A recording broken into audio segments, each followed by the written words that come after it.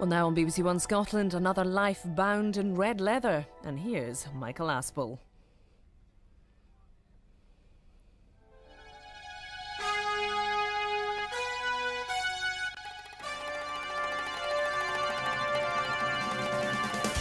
If everything goes according to plan, the man whose name is on this book will soon be sitting in this chair. And I won't have to go very far to find him because he's working in the studio next door. 3, good luck, everybody. 2, 1, 0. This well-trodden BBC corridor should lead me to a rendezvous with Jim Davidson, star of the Generation Game. Tonight, Jim is going to play our game because he's going to help me surprise a rock musician known to millions for his wit and his keyboard wizardry. I think this is the right place.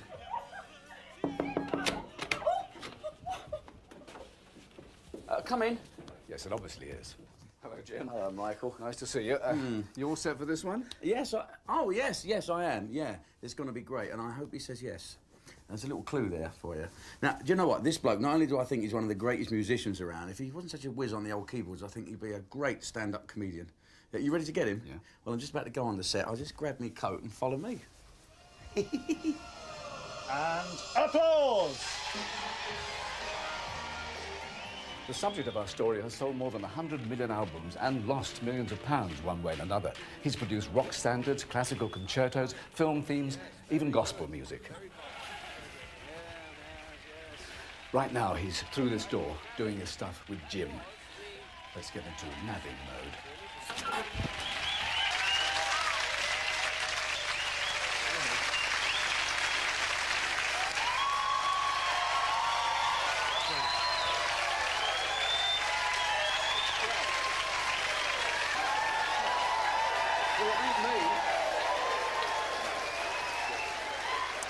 Well, I must say, you're a fine pair of maestros, it has to be admitted, but as you know, Jim, I am here to say tonight, Rick Wakeman, this is your life.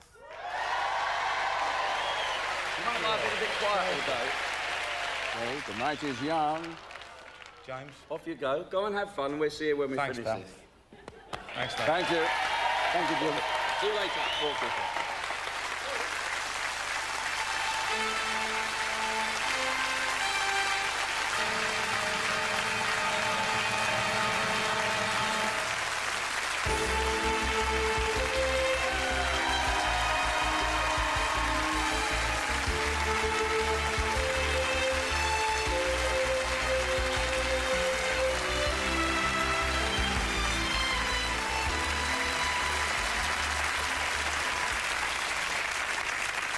Right. Stunned of the Isle of Man, this is.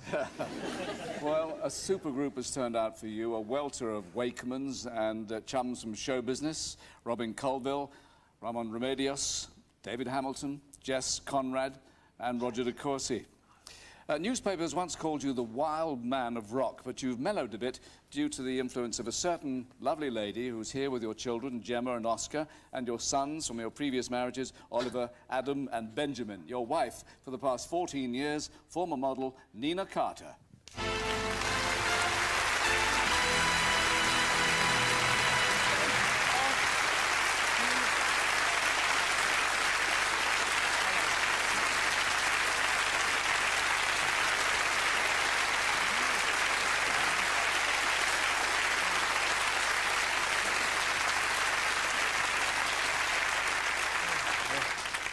Nina, you once said that living with Rick was a bit like sharing a home with a character from Just William. Yes, he's never really grown up, actually. He's the eternal child. He loves playing pranks on everybody, and he's a great collector of Just William books, actually. And I love him to bits. He's wonderful. Oh, well said. Now, one of the guests at your wedding reception was our host just now, Jim Davidson.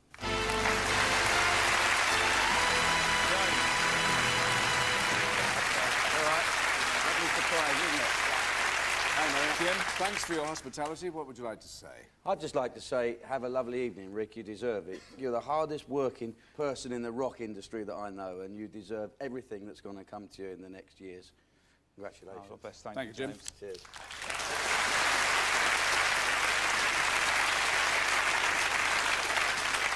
Well, Richard I'm like Billy No Mates here, aren't I? Well, Richard Christopher Wakeman, Rick, this is your life, and what a life. As a member of the Strawbs, and yes, then as a solo artist, you've been the undisputed court jester of pop. All at a high price, of course. By your early 30s, you'd had 3 heart attacks, 2 marriages, and lost £10 million. But let's keep it positive. Here are a few choice moments from your flamboyant career.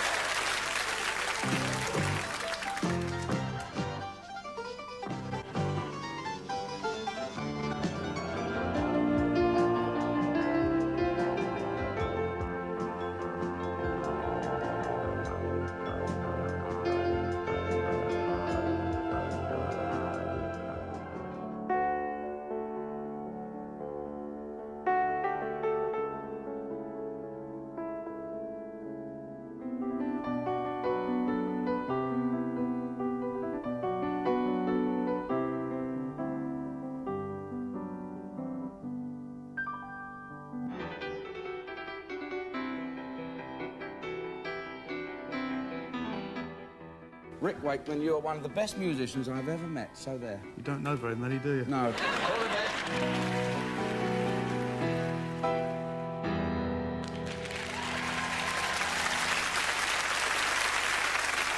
Now, you've worked as a session musician and record producer on over 2,000 different tracks by artists as diverse as Black Sabbath and Dana. One of those recording sessions, you had to face a difficult question. Tell me, do you believe in fairies? Tell me, do you believe in love? Gracing us tonight, John Inman. What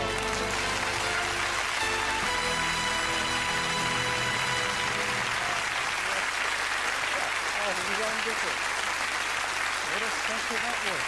What a session that was. Wasn't it, Well, John, we heard the question. What was the answer? Well, what a song and what a day we had. That was hilarious. We laughed a lot, didn't we? It's hilarious. But congratulations, have a wonderful time, and it's so nice to see you again. Thank you very much, Thank John. you. Thank you, John.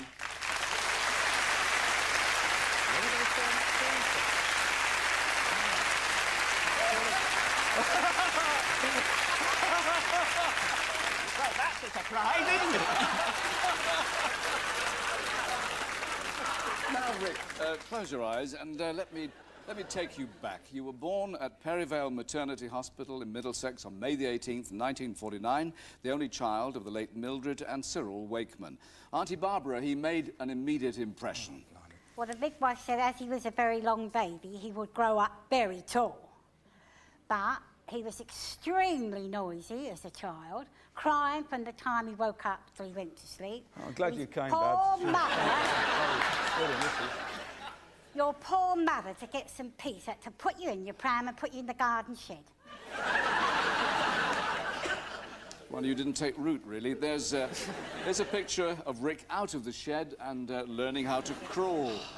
No. And you didn't manage to walk until you were almost 4. Barbara, one of his first expeditions was up the garden to feed the chickens. Well, the trouble was he fed the chickens with sticks of rhubarb. The next day, half of them were dead. Your father, who worked for a building supplies firm, was a church deacon, and you soon become a regular at South Harrow Baptist Church. Now, a family tradition was musical evenings in the front room of 19 Wood End Gardens. Your dad played piano, Uncle Stan the ukulele, Cousin Alan clarinet and sax, Cousin Keith violin, and your mum added vocals. And I'm told her Nellie Dean was unforgettable. Bless her, she could sing and frighten people at the same time. But your mum and dad used to encourage your They did, they musical were talents. fantastic. Alan, Rick was the star of those musical soirees. Oh, yes, it always played much louder, faster, better than we could. But I wouldn't have been playing at all if Rick, who learnt to play the clarinet at school, persuaded the music teacher to give me his old clarinet when he got his own one, and gave me my first clarinet lesson in his back garden. And from that moment, I probably wouldn't have spent the last 30 years as a saxophonist professionally. So thank you for that. Lovely. In 1959, you pass your 11 plus and you go to Drayton Manor County Grammar. When you're 13, the school acquires a church organ and you start practicing on that. In 1963, one way and another, you raise £23 and buy the cheapest organ on the market, a Woolworths Super Deluxe reed organ. A classy instrument, was it? I couldn't actually afford the Super Deluxe. That had a lid. Your rock career begins when you join a group that plays in the Civil Defence Hall opposite your parents' house. Yeah. You call yourselves the Atlantic Blues. And our first gig was a pub in Hayes. Back together again for the first time in more than 30 years, the Atlantic Blues. Bob Walters, Phil Jones, Derek Allen, and to complete the reunion from South Africa, Ken Holden.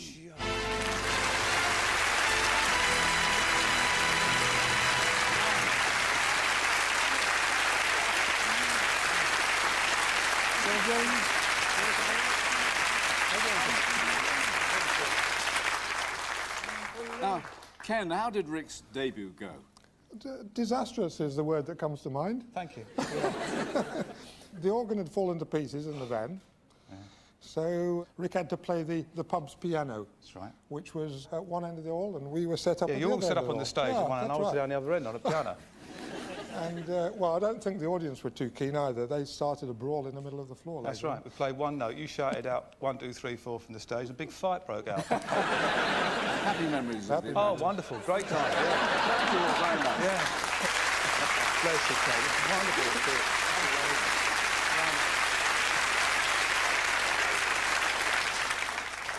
In 1967, you win a place at the Royal College of Music, but spend your nights playing organ in the band of the top-ranked ballroom in Watford.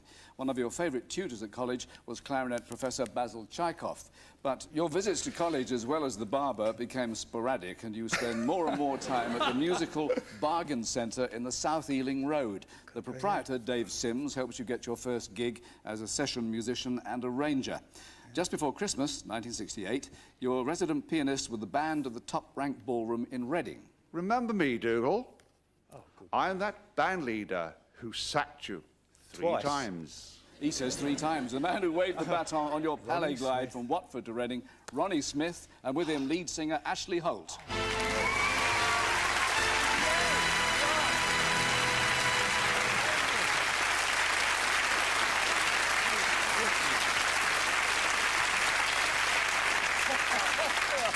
Ronnie, why did you sack Rick?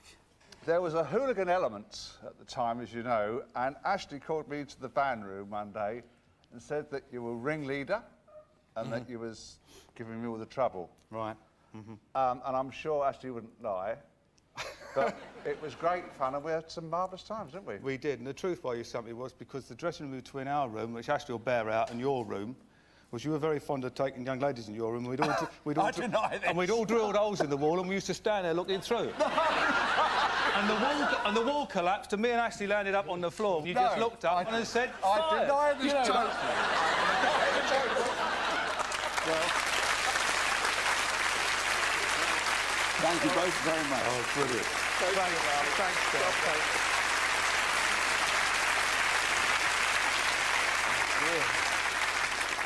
Your climb to stardom accelerates in 1970 when you join the Strawbs. Your arrival transforms the group into the first folk rock band. The jailer binds his hands and puts a blindfold to his eyes. One of your epic gigs was at a circus in Paris. And one night, your piano solo was totally surreal. Fellow Strawbs Dave Cousins, Richard Hudson and Chaz Cronk.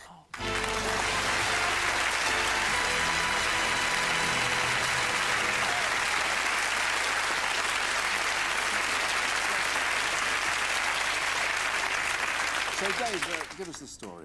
Well, it's absolutely true. We had to play and accompany the child jugglers, Yeah. the lion wrestler. Yeah. But the highlight, if you remember, was when we had to accompany the high wire act. Well, I had a solo. That's right. And you had this long solo.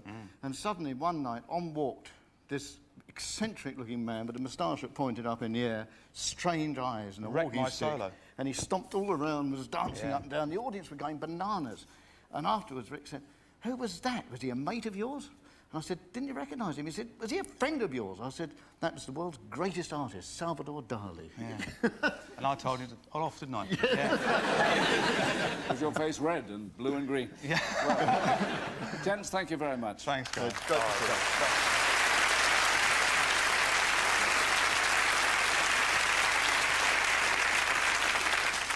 In 1971, you joined an already successful rock group, Yes, With you on board, they move into the superstar bracket.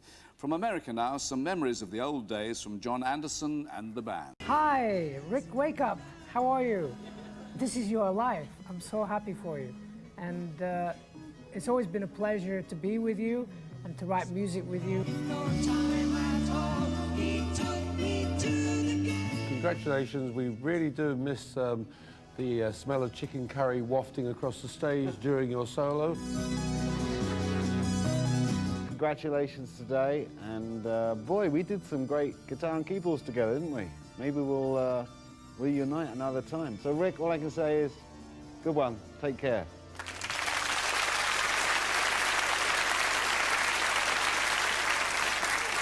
In 1973, your solo concept album, The Six Wives of Henry VIII, is a hit worldwide. A year later, you quit Yes.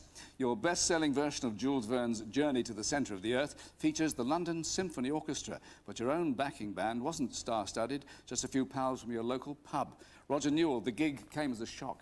It certainly did when we read on the front page of the Melody Maker that he was working at the Royal Festival Hall. We realised this was something very special. Now, in 1975, you're working as hard as ever and drinking as hard as ever when your hectic lifestyle catches up with you. You collapse at the Crystal Palace Bowl, suffering from a heart attack. But illness doesn't put the brake on your grandiose ideas. While in hospital, you write another epic, The Myths and Legends of King Arthur and the Knights of the Round Table. When you stage it on ice at the Empire Pool in Wembley, it's a sellout. But the show is so lavish, it loses you a small fortune. In 1981, you're down, but not quite out. You have 2 failed marriages, a tide of debts, and you're still drinking heavily when you meet Nina, already famous as a page 3 girl. Going Nina... awfully well, isn't it, Michael? Yes. And it gets better all the way, because Nina, you got together whilst making a record, didn't you? Yes, yes. I made a record with Rick called The Folie Bergère, which was pretty hysterical in itself. And we fell madly in love with one another. But Rick, it was Nina who pulled your life together. Absolutely. Absolutely, there's no doubt about it. But there's, I think sometimes you need somebody in your life who can see exactly where you're going, and Nina saw where I was going, and it was not the right way. There's no doubt about it. And if you love somebody very dearly, they can pull you together.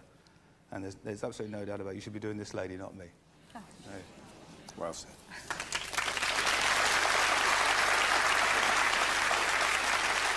In October 1982, you go to Scotland to promote your album Rock and Roll Prophet. Nina stays in the hotel room while you go off to do an interview on Radio 4th.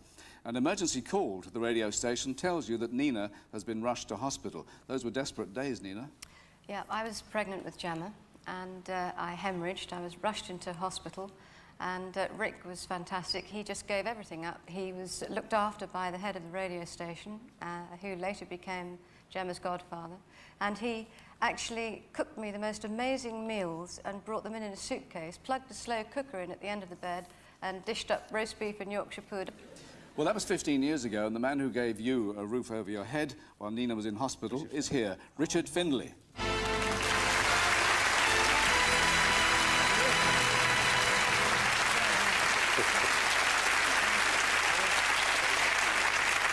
This man was a lifesaver, because if the truth be known, it was early 80s and times were really hard for progressive rock, and I couldn't afford to stay up in hotels and stuff out there. And this man put me up in his house for about nearly 3 months and put up with me. He was a marvellous man. What's your view of that? Well, I was delighted to help Rick out. In actual fact, I had an old house, if you remember, outside Edinburgh, in a little village called Aberlady, and it had an annex. And the annex was in dreadful condition. But Rick moved in straight away, and he kicked the cooker into life. He found some beer crates, wooden beer crates. You put a mattress on, he made a bed, you had a fire in the grate. That's right. That's great. And the smell of cooking was coming out of the kitchen within hours. You were walking on the beach with your dog, you were going to visit Nina. And at the end of all that, it was all worthwhile because Gemma was born. Absolutely. And what a stunning little lady she is. Oh, that's kind. Thank you. Thank you very much.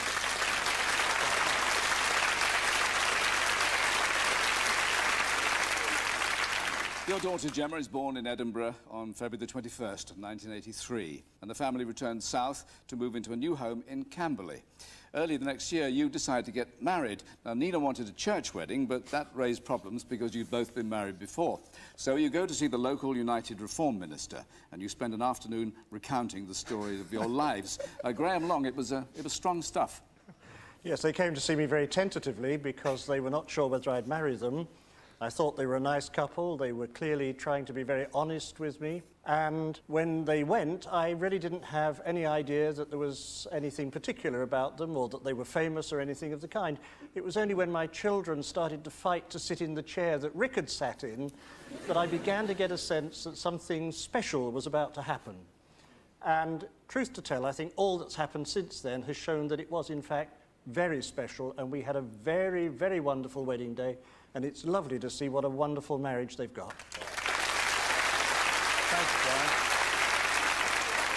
Brian. You marry on November the 10th, 1984, at the United Reformed Church in Camberley. And I managed to confuse the ushers totally. He gave the readings at your wedding, Robert Powell.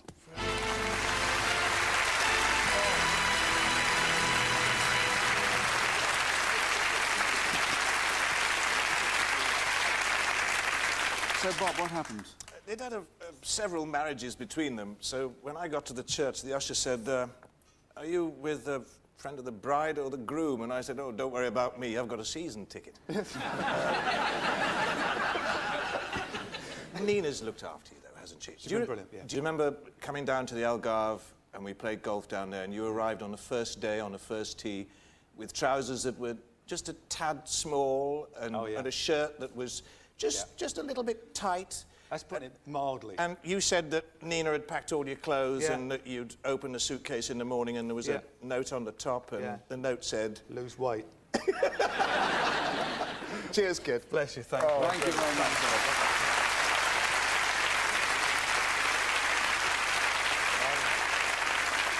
And we have several survivors of your wedding reception, an epic of its kind, here this evening. Your best man was drummer Tony Fernandez. Tony, I'm sure you have plenty of material for your speech. The wedding was quite spectacular. There's one spectacular event of Rick's which I remember went badly wrong. We were doing a show in Seattle, and he decided to make use of this Wurlitzer organ that rose out from the front of the stage. Hadn't been used in years.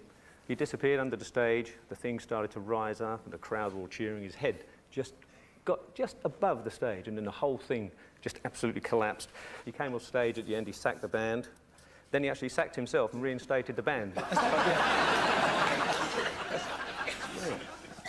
Now, the church where you married urgently needed a new organ. To raise money, you write your musical version of the Gospels and you stage its premiere in the church. Ramon Remedios, you sang at that first performance. Yes, I did. He actually wrote 4 pieces of the Gospels, and they were absolutely wonderful. So I got onto him and I said, you really have to make this into a bigger piece. And in fact, he wrote the Gospels, and it's a modern oratorio. And I was very proud of him to ask me to sing it, and I'm proud to be his friend. Thank you. Writing your version of the Gospels rekindled your faith, and once again you become a regular churchgoer. You turn over another new leaf and give up alcohol. Your son Oscar is born in Guildford in May 1986. 2 years later, the family moves to the Isle of Man. Hey, I tell you what, Rick, if you thought you were in for a bit of peace and quiet here, you made a big mistake, I'm telling you that. It's your friend and neighbour, Norman Wisdom.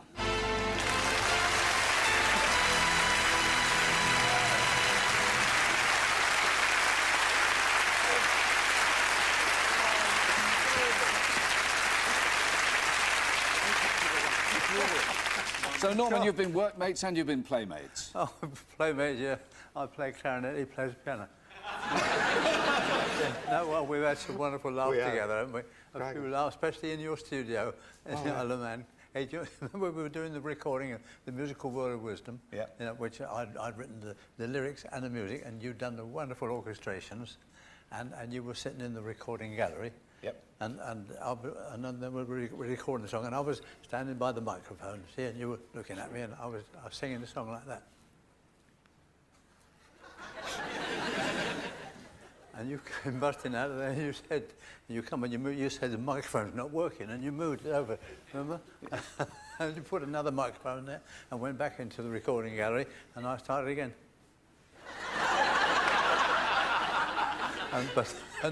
And then you heard that the microphone was working, really, because I started to go.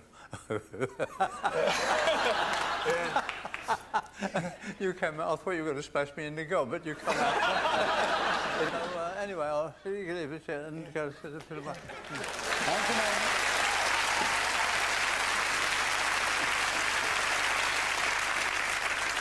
Now, professionally, you remain very busy, touring again with Yes, writing movie soundtracks and recording an album with your son, Adam. What's it like to work with your dad, Adam? Awful. Dreadful. No, it's great. He's very laid back, and we've done over 400 shows together now, and I think he's really getting the hang of it. Yeah. Now, since childhood, you've been a supporter of Brentford Football Club. Oliver, has he instilled that love in you as well? Yeah, he used to drag us down to Camberley Town Football Club. He used to give us jobs to do. He used to say, go to the gate and charge everyone to get in. And so we did. We charged the ref, the linesman, all the other teams, and then he stopped taking us. Oddly enough. Well, the success story continues. You've made your mark on television as compere for the stand-up comedy show Live at Jongleurs. At this moment, an old friend of yours, one of comedy's finest, is giving his Kafka's Dick at the Piccadilly Theatre. But he sends you this message. Eric Sykes. Hello, Rick and Nina. And I'm sorry I can't be with you tonight, but as you can see, I'm in my dressing room. I'm telling you that, then you won't think I'm in an old people's home. Incidentally, this is my first costume, so you know we're not doing the importance of being earnest again. But look at it, I was measured for this. And it's got RW at the back, so I've got a feeling, Rick, that this is one of the cardigans that you took and gave to Oxfam. Well, anyway, I really do miss not being there tonight, and I thank you for all the pleasure on the piano that listening to you, and for your humility, but above all, for your friendship, Rick. Have a lovely time.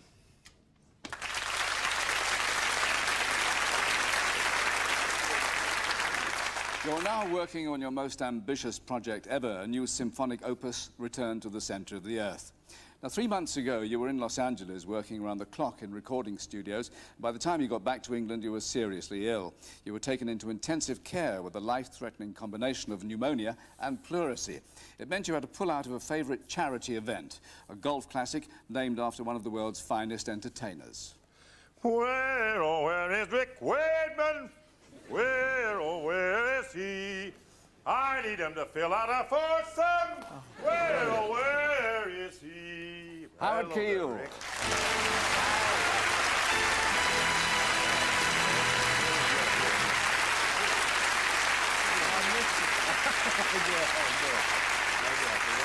So, Howard, you flew club class, obviously. Yes, sir. But we missed you this year, you know. And one of the greatest performances I have ever seen in that tournament, which has been going on for 12 years, he and his son sat opposite each other on 2 keyboards. And the performance that they gave that night was one of the most exciting things I've ever seen in my whole life. To see a great artist like Rick is, to sit down with his son and see the competition and the love between them was just remarkable. And the whole audience, it just wiped us out. And if you don't come back and do it again, I'm going to come down and give you pneumonia. Yeah, thank you. Thank you very much. Rick Wakeman, this is your life.